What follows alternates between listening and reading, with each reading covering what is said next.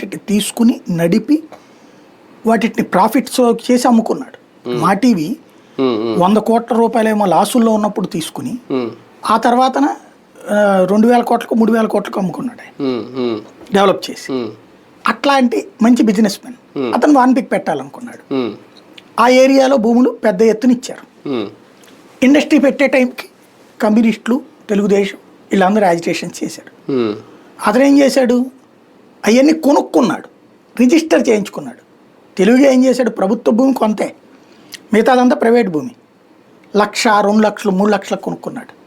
అప్పుడున్న లోకల్ ప్రజాప్రతినిధులు వాళ్ళ చేత జనాలకు అక్కడ అదంతా పండదు పంట, మీకు అంత డబ్బులు వస్తున్నాయా తీసుకోండి అని చెప్పేసి కొంతమంది ఏమో పండించుకునే వాళ్ళు ఉన్నా కూడా వాళ్ళని బెదరేసి ఇప్పించారు. అట్లా మొత్తం మీద చేశారు. అవన్నీ కలిపి తీసుకెళ్ళాడు, బ్యాంకులో తాకట్టు పెట్టాడు. 800 కోట్లు ఎంతో డబ్బులు తీసుకొచ్చి అందులో కొంత జగన్ సంస్థలో పెట్టుబడి పెట్టాడు. ఆ తర్వాత అతను ఇప్పటిదాకా పరిశ్రమ ఎట్లా ల్యాండ్ లిటిగేషను, సిబిఐ, ఈడీ కేసులు, నిమ్మగడ్డ ప్రసాద్ కూడా అరెస్టు, జైలు నడిచింది కదా, లేపాక్షనాలు నడిచింది కదా.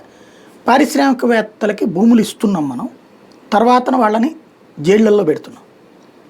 మన జిందాల్ని ఎంత ఎడిపించాం మనం, జత్వాని కేసులు, అదానీని ఎంత ఇసికించాం, షిరిడి సాయిని ఎంత విసికించాం. ఆంధ్రాలో జరుగుతున్నది ఏంటి అంటే ఓ రకంగా చెప్పాలంటే